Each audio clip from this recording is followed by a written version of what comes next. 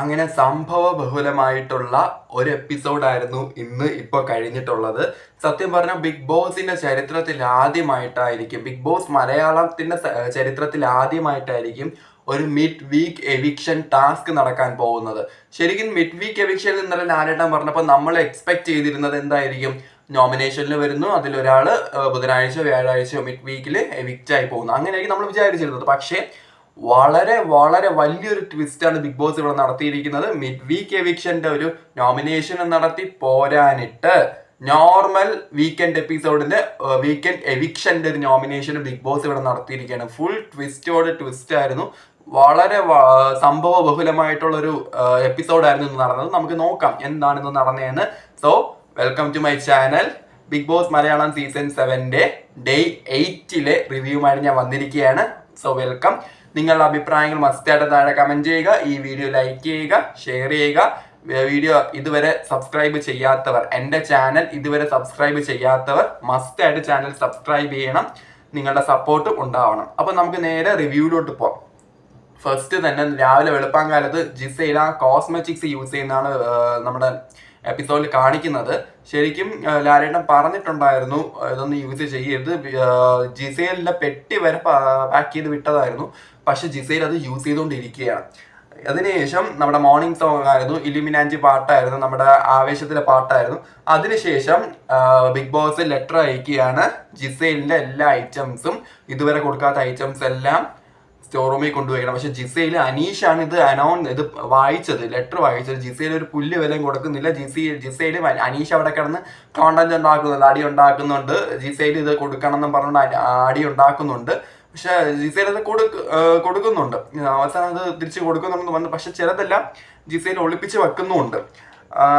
അത് അവിടെ ഒരു തമ്മിലൊരു ക്ലാഷ് അവരെ ഉണ്ടാക്കുന്നുണ്ട്. പിന്നെ അതിനുശേഷം നടന്നത് നമ്മുടെ ഇവർക്കെല്ലാം കൂടെ ഒരു വിങ്സ് എന്ന് പറയുന്നത് നമ്മുടെ സൂപ്പർമാൻ്റെ കണക്കൊരു തുണി പറയുക കേട്ടില്ല, അങ്ങനെ ഒരു തുണി കൊടുത്തിട്ട് അത് ഒരു പവറാണ്. അതായത് ബാൻഡ് ഉള്ളവര്, അതായത് സ്റ്റാർ ബാൻഡ് ഉള്ളവര് അത് ആ വിങ്സ് വെക്കണ്ട. അപ്പൊ അതില്ലാത്തവര് മസ്റ്റായിട്ടും ആ വിങ്സ് തോളിലിട്ട് വെക്കണം. ബിഗ് ബോസ് വിങ്സ് എന്ന് പറയുമ്പോൾ എല്ലാരും ഫ്രീസ് ആയിരിക്കണം. ഇതില് വിങ്സ് എന്ന് ബിഗ് ബോസ് അനൗൺസ് ചെയ്യുമ്പോൾ വിങ്സ് ഇല്ലാത്തവരും, അതുപോലെ തന്നെ ഈ വിങ്സ് യൂസ് ചെയ്ത് ബാത്റൂമിലോ ടോയ്ലറ്റിലോ അല്ലാതോ അവരിയ്ക്കുകയാണെങ്കിൽ പോലും അവർക്ക് പണിപ്പുരയിലോട്ട് പോകാനുള്ള സാധ്യത അടയും.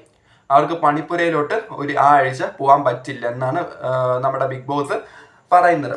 പിന്നെ അതുപോലെ തന്നെ അതിനുശേഷം നടക്കുന്ന മെയിൻ സംഭവം എന്താണെന്ന് വെച്ചാൽ റാങ്കിങ് ടാസ്ക്. നമ്മൾ ഇന്നലെ പ്രൊമോയിൽ കണ്ട അതേ റാങ്കിങ് ടാസ്ക് നടക്കുകയാണ്. സാധാരണ റാങ്കിങ് ടാസ്ക് ഒക്കെ എപ്പോഴും ഇതിപ്പം ആദ്യമായിട്ടാണ് ഇത്ര നേരത്തെ കൊണ്ടുവരുന്നതെന്ന് തോന്നുന്നു. റാങ്കിങ് ടാസ്ക് ആദ്യം തന്നെ ഇത് ബിഗ് ബോസ് അനൗൺസ് ചെയ്തപ്പോൾ അതൊരു മോർണിംഗ് ആക്ടിവിറ്റി ആണ് കൊടുത്തത്. ബിഗ് ബോസ് ഇത് അനൗൺസ് ചെയ്തപ്പോൾ തന്നെ എനിക്ക് ഒന്നാം സ്ഥാനം എന്ന് പറഞ്ഞ് അനീഷ് അവിടെ കിടന്ന് അടി ഉണ്ടാക്കുന്നുണ്ട്. എനിക്ക് ഒന്നാം സ്ഥാനം എന്ന് പറഞ്ഞ് കിടന്നങ്ങ് അത് തന്നെ ഈ കീ കൊടുത്ത പാവനൊക്കെ വിളിച്ച് റിപ്പീറ്റ് ചെയ്ത് എനിക്ക് ഒന്നാം സ്ഥാനം അവിടെ കിടന്ന് അടി ഉണ്ടാക്കുന്നുണ്ട്. ഇതിനുശേഷം ഇവരുടെ സ്ഥാനത്തിന് വേണ്ടിയിട്ട്, പൊസിഷന് വേണ്ടിയിട്ട് അവര് ക്യാമ്പയിൻ പോലെ സ്പീച്ച് ചെയ്യുന്നുണ്ട്. എനിക്ക് ഇന്ന പൊസിഷൻ വേണം, ഞാൻ റെഡിയാണ്, അങ്ങനെയാണ് ഇങ്ങനെയാണെന്നൊക്കെ പറഞ്ഞു. അപ്പൊ നെവിൻ പറഞ്ഞു നെവിൻ എന്തായാലും പണിപ്പുരയിലോട്ട് പോകാൻ പറ്റില്ല, അതുകൊണ്ട് എനിക്ക് 19ാം സ്ഥാനം മതി നെവിൻ എന്ന് പറയുന്നുണ്ട്. പക്ഷെ അപ്പോഴും അനീഷ് എനിക്ക് ഒന്നാം സ്ഥാനം എന്ന് പറഞ്ഞ് കിടന്ന് ബഹളം ഉണ്ടാക്കുന്നുണ്ട്. അങ്ങനെ ഇവർ ഫസ്റ്റ് ഡിസൈഡ് ചെയ്തു 1ാം സ്ഥാനം ആര്യന് കൊടുക്കാം, 2ാം സ്ഥാനം നെവിന് കൊടുക്കാം എന്നങ്ങനെ അവർ ഡിസൈഡ് ചെയ്തു. അങ്ങനെ ക്യാപ്റ്റൻ ഷാനവാസ് ആയിരുന്നു ക്യാപ്റ്റൻ ഡിസൈഡ് ചെയ്തു 1ാം സ്ഥാനം നമ്മുടെ ആര്യനും 2ാം സ്ഥാനം നെവിനും. പിന്നെ അവിടെ കിടന്ന് അനീഷ് പിന്നെ കീ കൊടുത്ത പാവാടൊക്കെ അടി ഉണ്ടാക്കി എൻ്റെ ഒന്നാം സ്ഥാനം എന്ന് പറഞ്ഞ ഒരു സോഫയുടെ ആ ഒരു ചെയറും എടുത്തുകൊണ്ട് പോകുന്നുണ്ട്.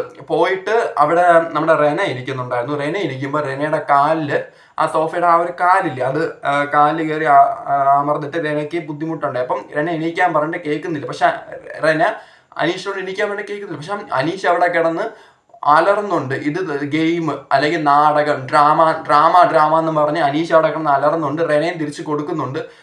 റെനയും അനീഷുമായിട്ട് പിന്നെ ഒരു ഭയങ്കര വലിയൊരു ഫൈറ്റ് അവിടെ നടക്കുന്നുണ്ട്. എല്ലാവരും കൂടുന്നുണ്ട്. കാരണം അനീഷ് അവിടെ ചെയ്ത് തെറ്റാണ്. കാരണം കാലിൽ ആ ചെയർ കൊണ്ട് വെച്ചിട്ട് ഒരു സോറി പോലും അനീഷ് അവിടെ പറഞ്ഞില്ല. അനീഷ് പറയുകയാണ് അത് റെനയുടെ ഡ്രാമയാണ്. ശരിക്കും റെനയ്ക്ക് അത് കൊണ്ടിട്ടുണ്ട്. കാരണം റെനയുടെ ഫേസ് കാണുമ്പോൾ പറയാം റെനയ്ക്ക് അത് കൊണ്ടിട്ടുണ്ട്. എന്നാണ് എനിക്ക് മനസ്സിലാവുന്നത്. നിങ്ങൾക്ക് കണ്ടിട്ട് എന്താണെന്ന് തോന്നുന്നത് കമൻറ്റ് ചെയ്യുക. അങ്ങനെ അവിടെ ആ ഒരു അടി നടക്കുകയാണ്. എന്നിട്ട് റാങ്കിങ് ടാസ്ക് ഇത് കഴിഞ്ഞിട്ട് ഷാനവാസ് ശരിക്കും പറഞ്ഞാൽ ഷാനവാസിന് ഗെയിം അറിയാം. കാരണം ഷാനവാസ് അവിടെ പറയുന്നുണ്ട് അനീഷിന് 1ാം സ്ഥാനം കൊടുക്കാം, ഇല്ലെങ്കിൽ ഷാനവാസിന് കൃത്യമായിട്ട് അറിയാം ഈ ടാസ്ക് ഫ്ലോപ്പ് ആവും, ഇത് ക്യാൻസൽ ചെയ്യേണ്ടി വരും. കാരണം ബിഗ് ബോസ് വാർണിംഗ് കൊടുത്തിട്ടുണ്ട്, മോർണിംഗ് ടാസ്കിന് സമയപരിധി 1 മണിക്കൂറാണ്, അതിനുള്ളിൽ ഇതിനൊരു തീരുമാനം ഉണ്ടാക്കണമെന്ന് ബിഗ് ബോസ് അനൗൺസ് ചെയ്തിട്ടുണ്ട്. പക്ഷെ അവിടെ അനീഷ് ഇവിടെ കിടന്ന് അടി ഉണ്ടാക്കിക്കൊണ്ടിരിക്കുകയല്ലേ. അങ്ങനെ ഇവർ തമ്മിൽ ഇവിടെ അനീഷ് തന്നെയാണ് ഇവിടെ ഗെയിം കളിച്ചിട്ടുള്ളത്. നമുക്ക് കാണുമ്പോൾ തന്നെ അറിയാം അനീഷ് തന്നെയാണ് കളിച്ചിട്ടുണ്ട്. അപ്പം ആ ഷാനവാസ് പറയുന്നത് 1ാം സ്ഥാനം അനീഷിന് പോട്ടെ. അപ്പം ചിലർ വന്നിട്ട് അഭിപ്രായ വ്യത്യാസം പറയുന്നത് വേണ്ട എന്നൊക്കെ പറയുന്നുണ്ട്. അങ്ങനെ 1ാം സ്ഥാനം ആര്യനും 2ാം സ്ഥാനം നെവിനും കൊടുത്തു. പക്ഷെ അപ്പോഴേക്കും ബിഗ് ബോസ് അനൗൺസ് ചെയ്തു ഇനി പറഞ്ഞിട്ട് കാര്യമില്ല, സമയം കഴിഞ്ഞു പോയെന്ന് അനൗൺസ് ചെയ്തിട്ടുണ്ടായിരുന്നു ബിഗ് ബോസ്. അതുകൊണ്ട് ആ ടാസ്ക് ക്യാൻസലായി. പിന്നെ ഈ റാങ്കിങ് ടാസ്കിനിടെ തന്നെ ഈ അനീഷും ആര്യനും തമ്മിൽ അടി ഉണ്ടാവുന്നത്. കാരണം ഈ അനീഷിന്റെ റാങ്ക് എടുത്ത് കളഞ്ഞപ്പോഴേക്കും, അതായത് ഇനി അനീഷ് ഫസ്റ്റ് റാങ്ക് വേണമെന്ന് പറഞ്ഞപ്പോഴേക്കും ആര്യന്റെ ബോർഡൊക്കെ വലിച്ച് അവർ തമ്മിലൊരു ക്ലാഷ് നടന്നിട്ടുണ്ട്. ആര്യൻ തന്നെയാണ് ഇന്നാളും അനീഷിന്റെ കയ്യിൽ നിന്ന് കോയിൻ എടുക്കാൻ നോക്കിയിട്ട് അടി ഉണ്ടാക്കി. അതുപോലെ തന്നെയാണ് അടി ഉണ്ടായത്.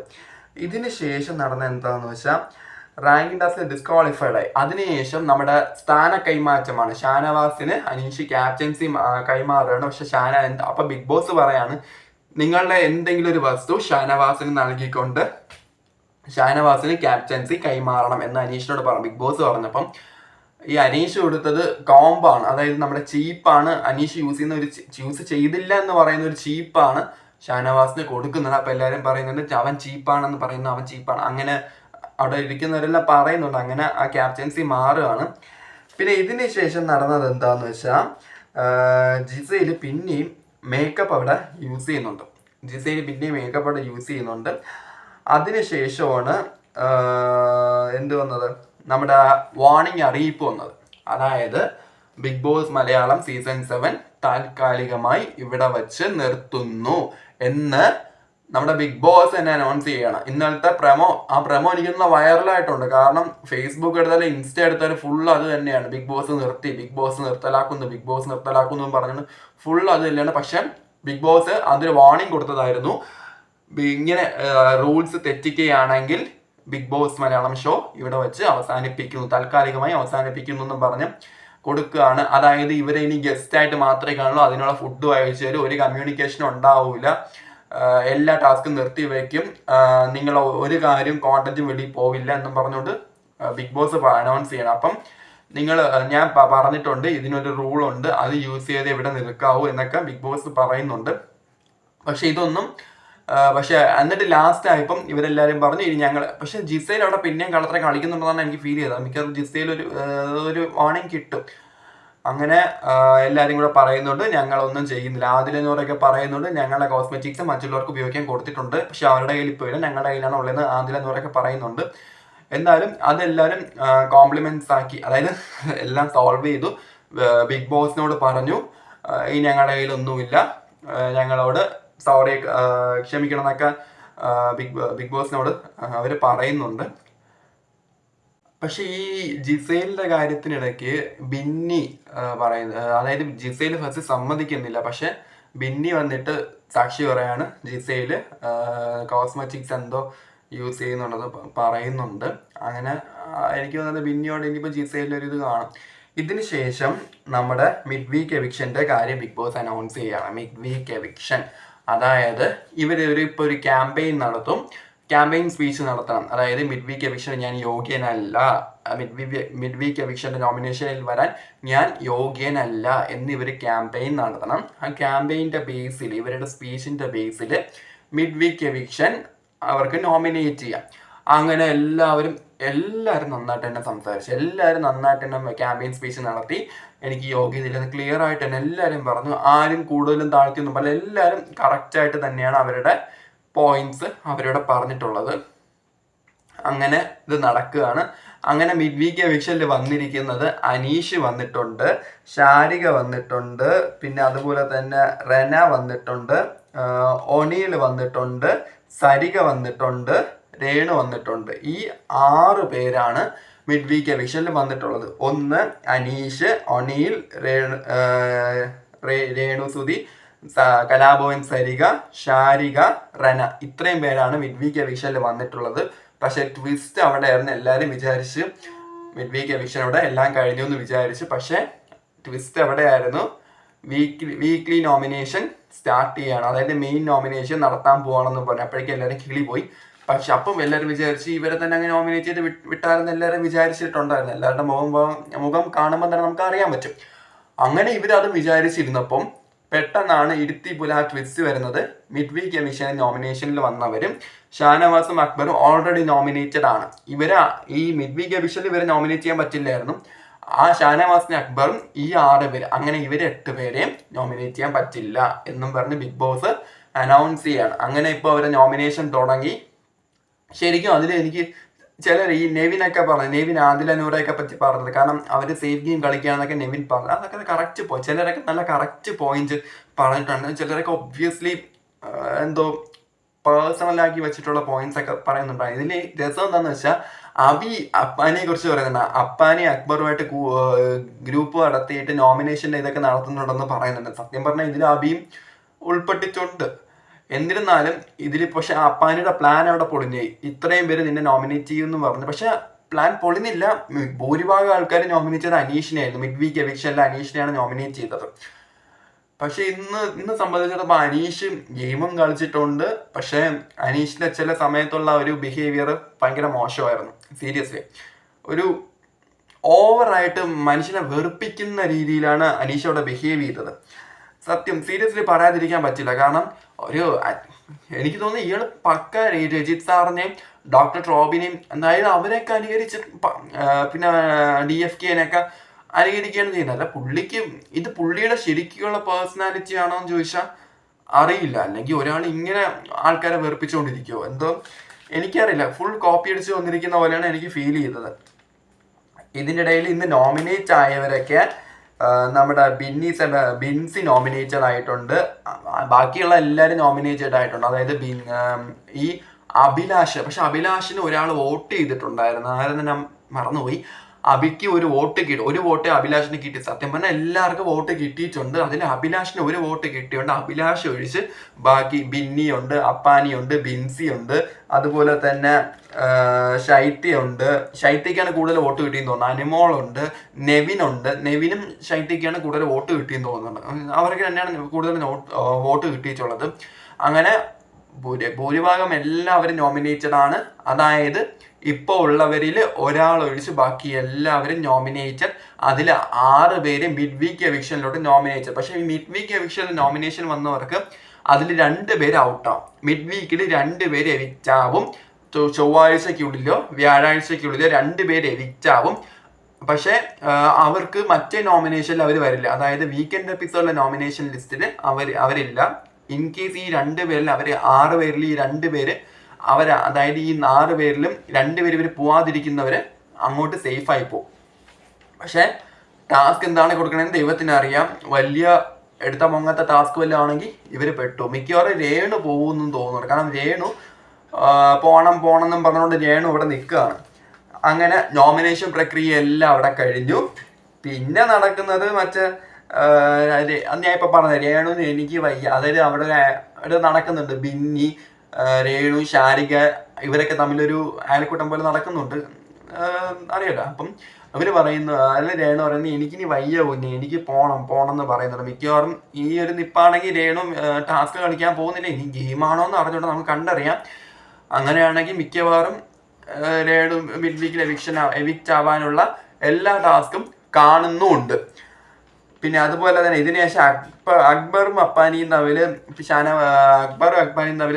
മറ്റേ ഗ്രൂപ്പ് ഡിസ്കഷൻ നടക്കുന്നുണ്ട്. പറ്റി പറഞ്ഞ ഷാനവാസ് അല്ലെങ്കിൽ ബിൻസിയും കൂടെ ഉണ്ടായിരുന്നു. അപ്പോൾ പറയുന്നത് ഷാനവാസ് ഫേക്കാണ്, ഇതാണെന്നൊക്കെ പറഞ്ഞ് ഷാനവാസിനെ പറ്റിയാണ് പറയുന്നത്. ശരിക്കും ഇവർ ഈ അനീഷിനെ വിട്ട് ഷാനവാസിനെ അഗെയിൻസ്റ്റ് ഗെയിം കളിക്കുകയാണെങ്കിൽ കുറച്ചുകൂടി ബെറ്റർ ആയിരിക്കും. മിക്കവാറും അപ്പാനിക്ക് അനീഷിനെ കണ്ടെടുത്ത എന്നാലും ഇവർ അനീഷിനെ വിട്ട് ഷാനവാസിനെ അഗെയിൻസ്റ്റ് ഈ ആഴ്ച ഗെയിം കളിച്ചാലോ നന്നായിരിക്കില്ലേ? പക്ഷെ ഇത് ഈ സീസണിൽ ആദ്യമായിട്ടാണ് ക്യാപ്റ്റൻ തന്നെ നോമിനേഷൻ ലിസ്റ്റിൽ വരുന്നത്. അത് ഇത്രയും പെട്ടെന്ന്. അപ്പോൾ നോക്കണം 7ന്റെ പണി എവിടെയാണ് പോകുന്നതിന്. പിന്നെ ഇവരെല്ലാം കിടക്കാൻ പോകുമ്പം അനിമോളും ശൈത്യയും കൂടെ അവരുടെ മേക്കപ്പ് ഡ്രസ്സ് എടുത്തതിന്റെ കണക്കൊക്കെ പറയുന്നുണ്ട്.